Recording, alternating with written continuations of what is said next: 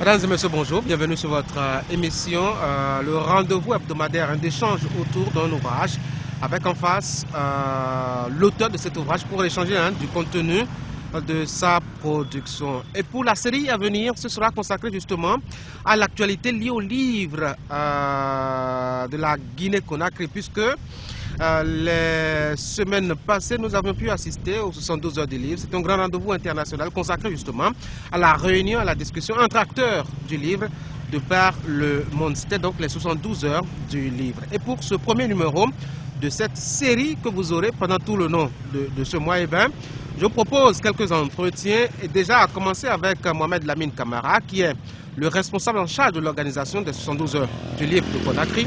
Avec lui, nous avons échangé un peu sur l'idée autour de cette initiative, les raisons qui ont sous-tendu ce projet, cette innovation, et surtout les spécificités de cette célébration, puisqu'on était à la 15e édition cette année 2023. Suivons.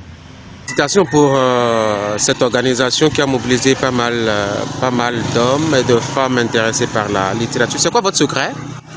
Écoute, c'est déjà 15 ans ça fait déjà 15 ans que nous organisons cet événement. Donc, il est inscrit aujourd'hui dans l'agenda culturel de notre pays. Et donc, ça fait que la mobilisation devient facile. On va dire que c'est le plus grand événement culturel et constant du pays. Et en matière de livres, c'est le plus grand aussi. Donc, les gens notent cet événement dans leur agenda. Et parce que déjà, nous ne changeons pas les dates. Tous les 23 avril, nous célébrons la journée mondiale du livre. Et qui est poursuivie par 3 jours de fête, 3 jours d'activité, 3 jours de lecture, 3 jours de promotion du livre, de conférences, des débats. Qu'est-ce qui a motivé l'omniprésence des acteurs politiques? Beaucoup de ministres, beaucoup de directeurs de cabinet, beaucoup d'hommes colorés, et puis, puisque nous sommes en transition, beaucoup d'hommes en uniforme aussi. Oui, tout à fait. Comme je l'ai dit, c'est un rendez-vous, c'est un lieu de rendez-vous incontournable pour les politiques. Et aujourd'hui, la nouvelle classe militaire de notre pays est très intellectuelle. Et vous avez constaté qu'il y avait beaucoup d'écrivains militaires qui étaient programmés dans ce salon. Et un camp de grande réputation, en l'occurrence le camp Mame Samori Touré, a abrité certaines activités du salon où des dédicaces ont pu avoir lieu et des conférences. Donc c'est un rendez-vous incontournable pour l'intelligentsia guinéenne, on va dire, que ce soit les hommes politiques, que ce soit les membres du gouvernement, que ce soit les cadres et entre autres. Donc tout le monde prend rendez-vous parce que c'est l'occasion de découvrir la littérature de notre pays et tout ce qui a été fait en termes de production sur une année. C'est l'occasion pour les professionnels du livre guinéen, les éditeurs en l'occurrence, de les présenter à la population. Et ce qui est intéressant aussi avec les pays invités d'honneur que nous avons, les invités spéciaux que nous avons commencé à faire venir, c'est une occasion pour la population guinéenne de découvrir ses productions, ses littératures et ses cultures dans toute sa plénitude. Il y a un brin d'audace chez vous dans votre programmation, aller faire de la conférence, faire intervenir des militaires dans le débat littéraire. C'est quand même curieux, non? Les militaires, ça ne parle pas, et ça ne doit pas parler. Oui, mais je pense qu'aujourd'hui, comme vous l'avez constaté, outre la présence militaire, il y avait une forte présence d'hommes politiques. Et ceux qui détiennent les présidents des partis politiques qui ont écrit des livres, ils sont en train de commencer à vendre leurs projets. Donc ils ont trouvé que le meilleur cadre aujourd'hui, c'est les 72 heures du livre.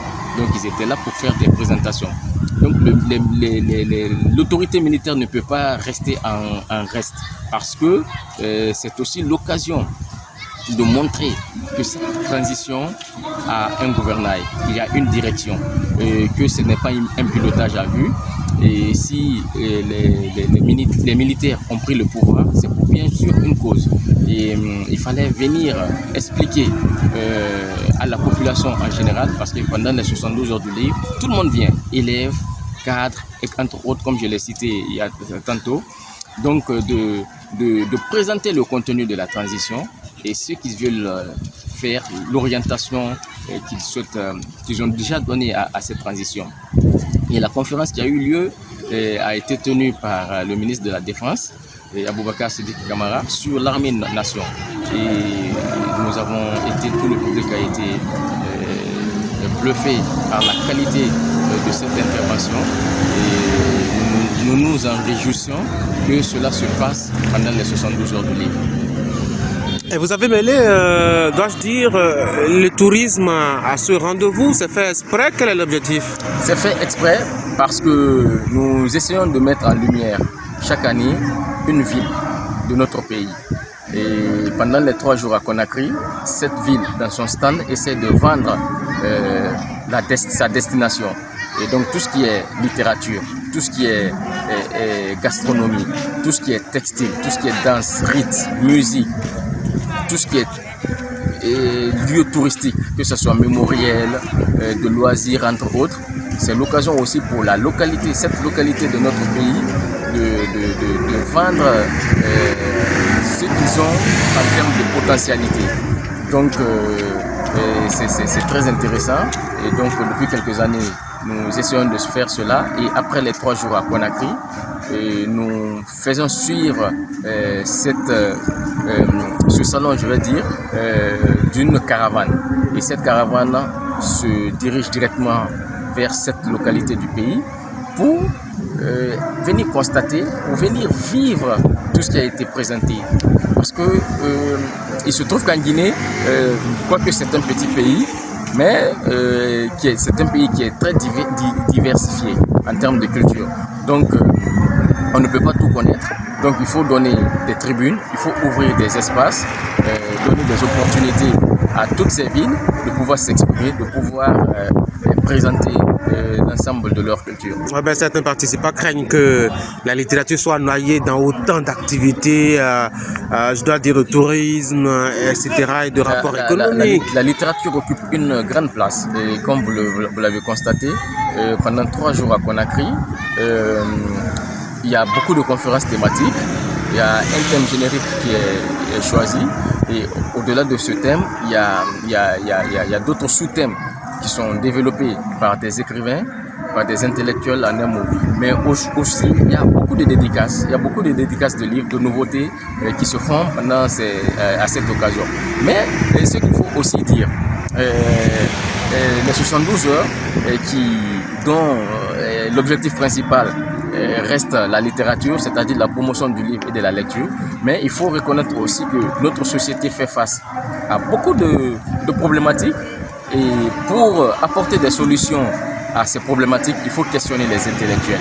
Et parmi ces intellectuels, moi je pense que c'est un salut pour notre pays, pour l'Afrique et pour le monde en général, que les intellectuels soient titillés, que les experts soient titillés sur des questions d'ordre général que l'humanité rencontre.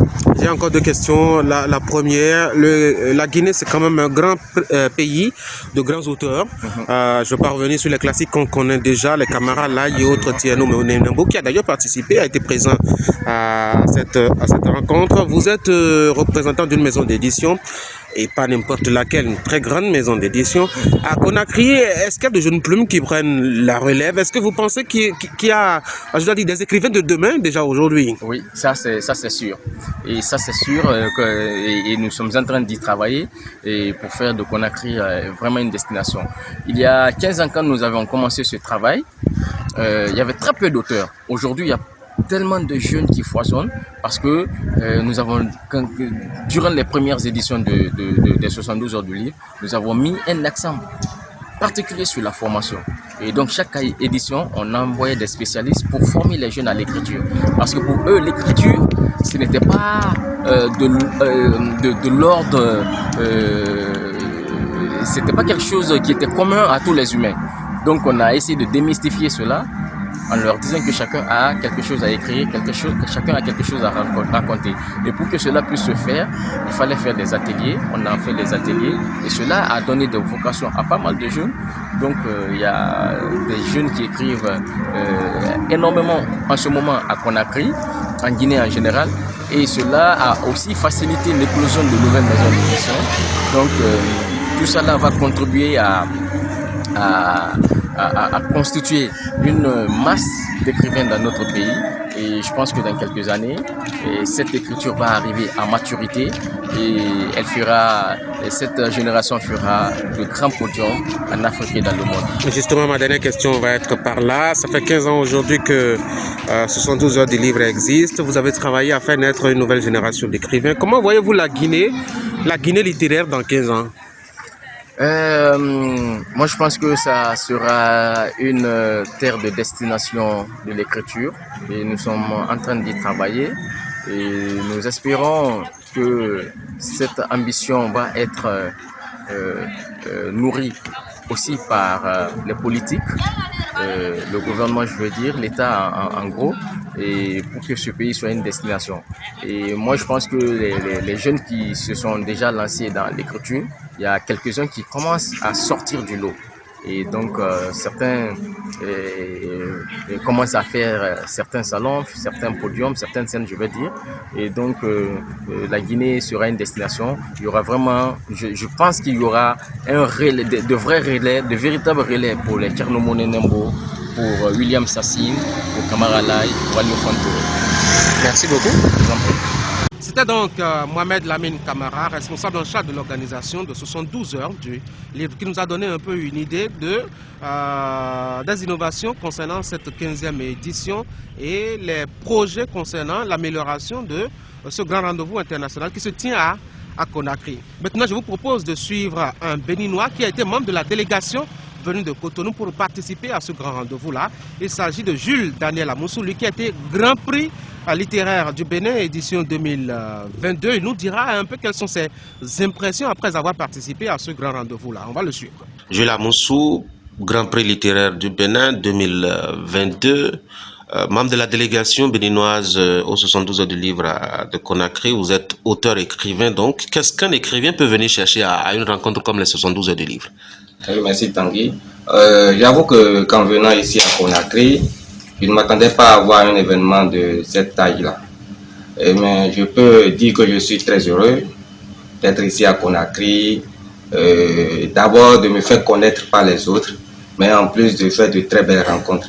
Et c'est à cela que ces genres d'événements se fait connaître, fait de belles rencontres, parce que ici, nous avons rencontré des écrivains de tous les horizons et ça nous a permis de nouer plusieurs relations.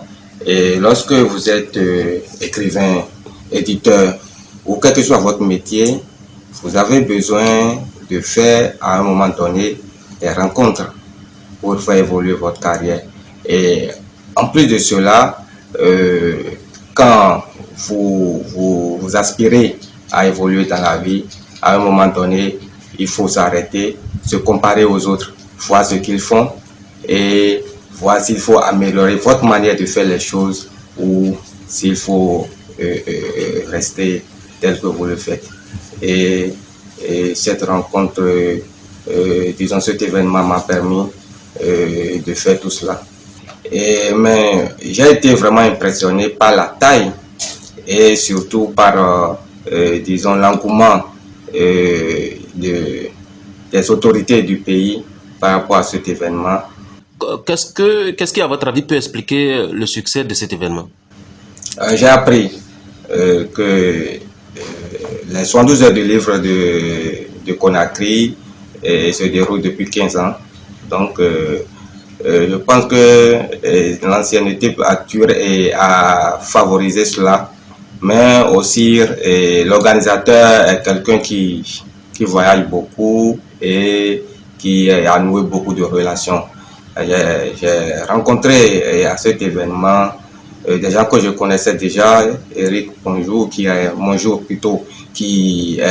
l'organisateur du Salon du livre africain, et beaucoup de gens de cette gabarit-là, et de ce gabarit. Et donc, du coup, je pense que ces relations aussi ont favorisé cela. Alors, au terme de cette rencontre, qu'est-ce que vous retenez au fond? Je crois que si nous, acteurs culturels, si nous décidons de faire un événement, nous devons oser penser grand, nous devons oser avoir des ambitions très élevées et travailler à atteindre cela. Parce que c'est ce que j'ai vu ici et ça m'a beaucoup impressionné. Alors, vous l'aviez dit tout à l'heure, vous êtes aussi éditeur et je faisais le procès des éditeurs tout à l'heure avec Rodrigue Achaoui qui est éditeur béninois. Je disais que à Abidjan, le salon est organisé par les éditeurs. À Conakry aussi, c'est la matin qui prend le devant. On a vu les grandes réussites. Au Bénin, on est toujours en train de se chamailler, hein. Ah oui, bien sûr. Quand est-ce que vous voulez nous offrir ce genre de rencontre, de cette taille, je veux dire, ou vous allez toujours continuer à attendre que l'État organise chaque fois un salon? Ouais, pour en arriver là, il faut que les associations professionnelles aient d'abord une certaine influence dans le domaine, ce que nous n'avons pas au Bénin. Et aujourd'hui, c'est l'État qui organise le salon du livre. Mais nous, à notre niveau, au niveau de l'appel, nous sommes en train d'œuvrer pour que progressivement nous puissions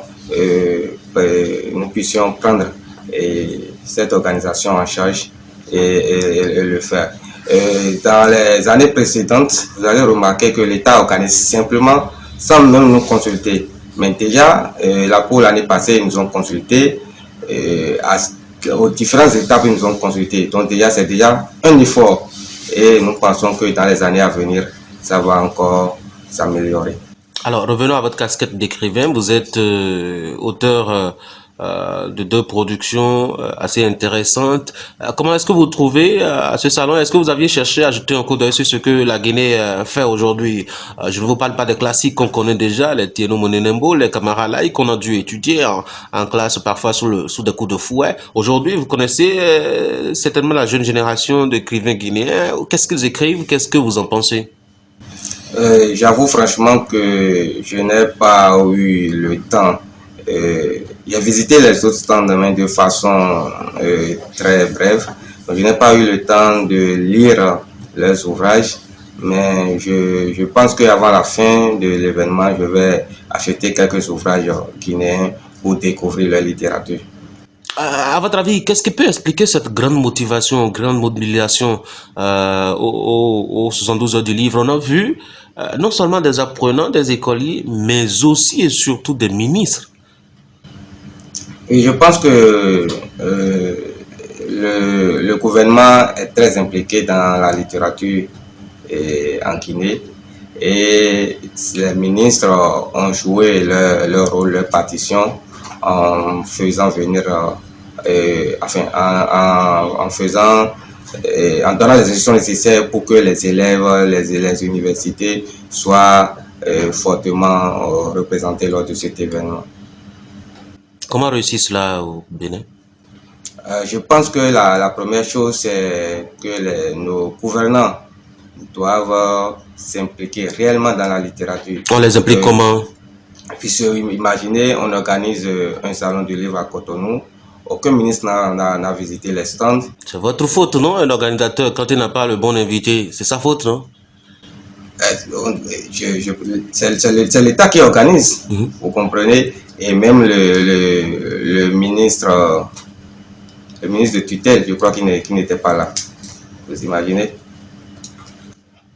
Alors, un mot rapidement sur ce que vous allez garder de votre passage à Conakry. J'ai surtout fait de très belles rencontres. Et ce que je retiens, c'est qu'il faut la détermination et il faut aussi beaucoup de jeux de coulisses pour réussir un tel événement. C'est quoi jeu de coulisses? Bon, quand je parle de jeux de coulisses, c'est tisser en dehors des relations qu'on peut faire avec tout le monde. Il faut être isolé avec certaines personnes, discuter des choses. J'ai vu des discussions à deux et se faire. Et je pense que c'est surtout ces genres de rencontres à deux qui permettent de faire les grandes choses. J'ai l'impression que vous avez beaucoup plus mis votre côté éditeur devant à cette occasion des 72 heures de livre plutôt que votre casquette d'écrivain. Bon, c'est les deux. Je ne dirais pas que l'un a pris le dessus sur l'autre, je ne crois pas. En tant qu'écrivain, qu'est-ce que ça peut vous inspirer comme cela, ce genre de rencontre? En tant qu'écrivain? En tant qu'écrivain, oui. D'abord, je pense que nous devons travailler en tant qu'écrivain. Il faut aborder plusieurs thématiques autres que les faits sociaux que nous rencontrons dans nos ouvrages, surtout la nouvelle génération. Il faut aller au-delà de ça et écrire des ouvrages qui concernent, qui racontent aussi notre passé et tracent le chemin pour l'avenir. Voilà. Un mot pour finir. Je dirais merci d'abord aux organisateurs qui nous ont donné l'opportunité d'être à cette rencontre, mais aussi à notre gouvernement qui nous a choisi et qui m'a choisi dans cette délégation béninoise pour représenter le Bénin. Merci. Merci Tanguy.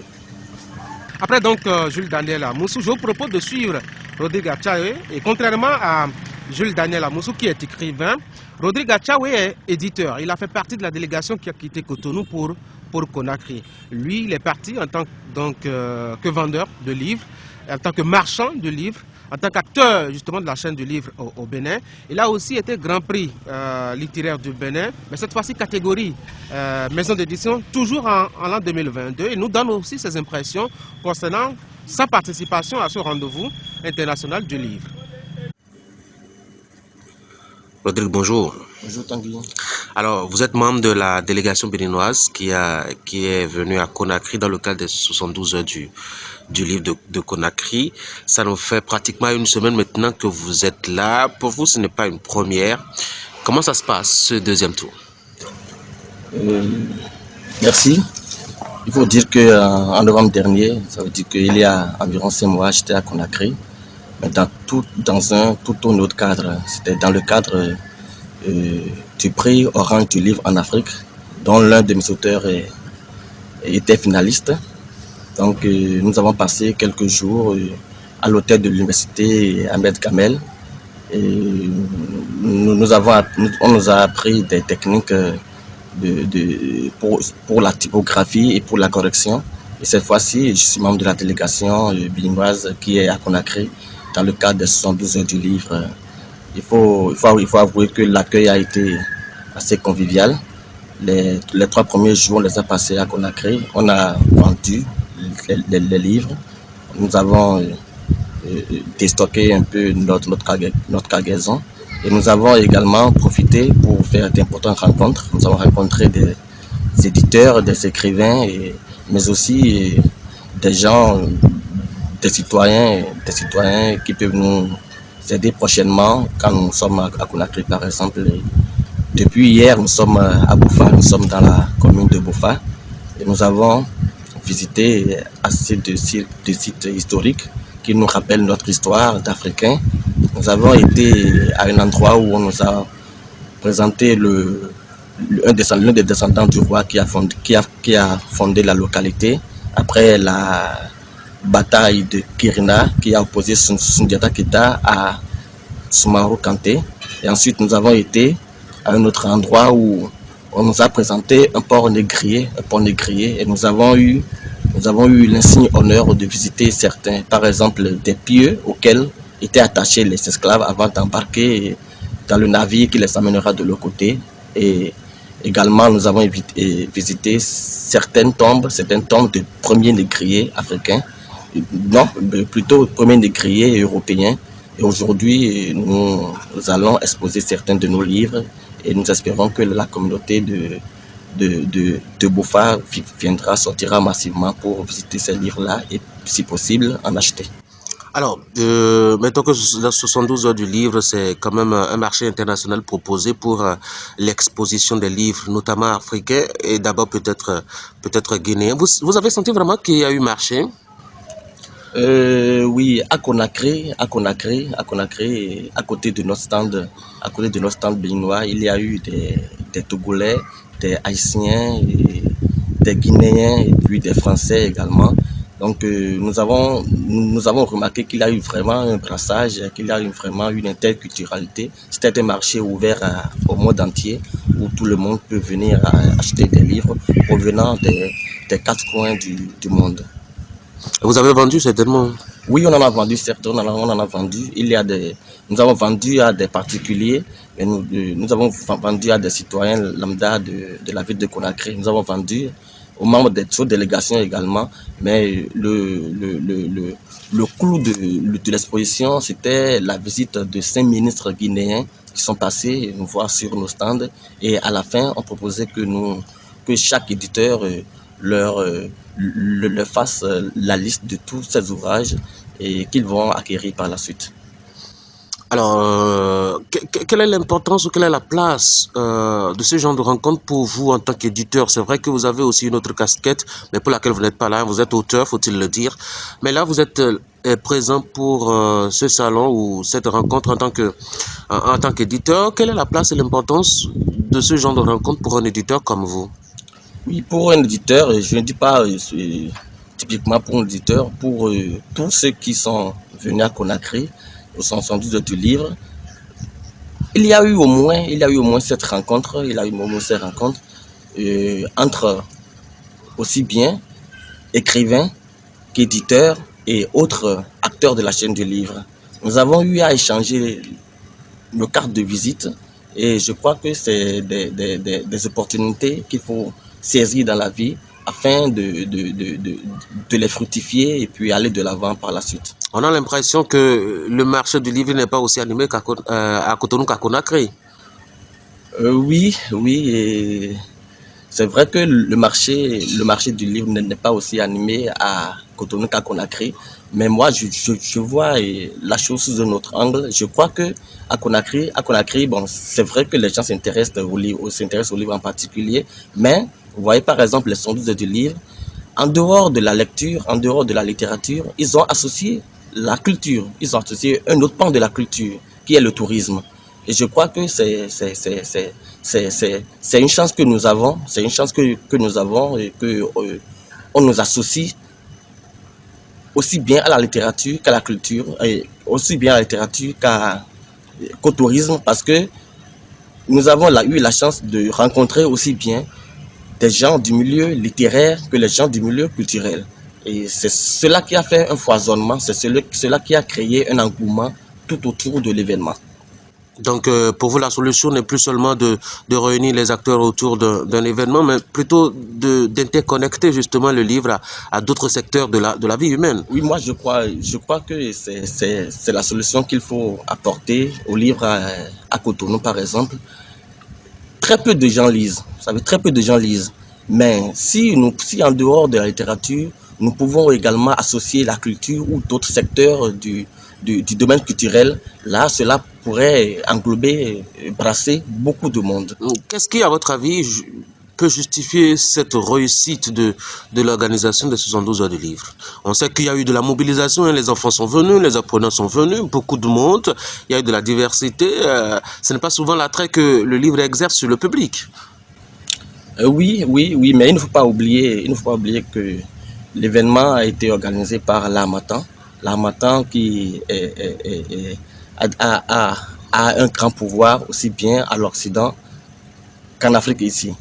Donc nous avons vu que l'Harmattan s'est massivement mobilisé autour de l'événement, et le délégué général de l'événement, M. Sansi Kamara, et nous avons vu également qu'il a mobilisé les politiques autour de l'événement, ce qui n'est pas toujours le cas au Bénin chez nous. Comment faut-il justement amener les politiques vers les livres, à votre avis? Amener les politiques vers les livres, c'est un problème que nous devons voir sous tous les angles. Et je crois qu'en Guinée ici, il y a où il y a au moins des politiciens, il y a au moins des politiques qui écrivent, un peu comme à Lomé, comme au Togo, il y a des politiciens qui écrivent. Mais est-ce que c'est le cas chez nous au Bénin? Je me le demande. Oui, mais on a quand même de grands noms, hein, comme l'actuel directeur général de la LNB, par exemple, qui écrit... voilà. Justement, nous avons certains écrivains ici de la classe politique chez nous. Mais la question de savoir si ceux-là publient au Bénin ou s'ils publient ailleurs. Très peu publient au Bénin. Et puis je crois que celui qui ne publie qu'ailleurs n'aura le regard que tourné qu'ailleurs. En Côte d'Ivoire, par exemple, le Salon du Livre, il est organisé par les éditeurs. Ici, nous avons vu aussi que Harmattan, c'est quand même un éditeur qui a mobilisé les acteurs autour de cet événement. Vous êtes éditeur, vous avez une association au Bénin.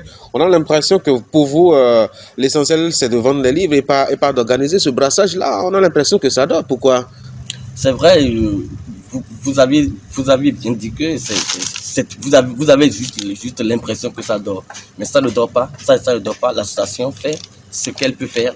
Mais seulement que, bon, pour le moment, nous n'avons pas encore eu cette décision ou bien cette envie d'organiser les choses, de grandes choses en notre sein.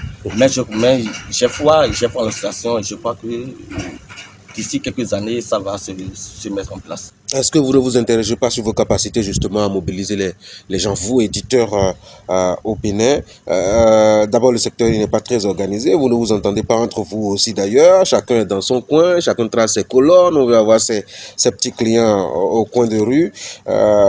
Du coup, on n'a pas une grande association qui a un impact véritable sur la vie des auteurs et du monde du livre. Tout tourne autour de l'éditeur en principe. C'est vrai, vous avez raison. Et puis bon, il n'y a pas que chez les éditeurs. Vous savez, dans toute organisation, il y a toujours des querelles intestines. Maintenant, il nous revient à nous, éditeurs, de nous asseoir pour aplanir les différends afin que le secteur profite à chacun de nous. Que pensez-vous de ce qui se fait en termes de réforme au sein du secteur aujourd'hui, sinon depuis 2016 à la limite? Oui, depuis 2016, à la limite, moi je crois qu'il y a eu une avancée. Il y a eu une avancée. Si seulement nous prenons l'organisation des grands prix littéraires du Bénin, au début c'était pas comme ça. C'était chaque 2 ans que ça s'organisait. Et puis il n'y avait pas à chaque édition, on n'avait pas tous les gens qui étaient présents. On n'avait pas tous les gens.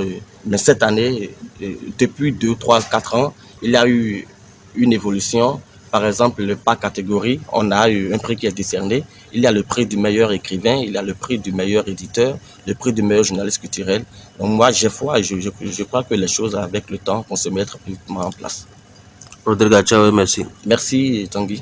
Mesdames et messieurs, c'est la fin donc de ce numéro, le tout premier qui sera spécial au sujet donc du déroulement des 72 heures du livre de Conakry. Vous aviez suivi Mohamed Lamine Camara, qui est l'organisateur principal de la rencontre 72 heures de livre de Conakry, qui nous a parlé un peu de cette 15e édition et surtout des innovations à venir concernant ce grand rendez-vous. Vous aviez suivi aussi Jules Daniel à Moussou, lui qui est Grand Prix littéraire du Bénin, membre de la délégation béninoise à Conakry pour participer à ce rendez-vous-là. Et enfin, vous aviez eu Rodrigue Achaoué, grand éditeur du Bénin, lui qui a été Grand Prix dans cette catégorie-là en 2022. Tous membres de la délégation béninoise, ils ont partagé avec nous un peu cette expérience-là. Vous avez retenu les grandes richesses enregistrées à l'occasion. Merci d'avoir été des nôtres. Vous passez un excellent week-end.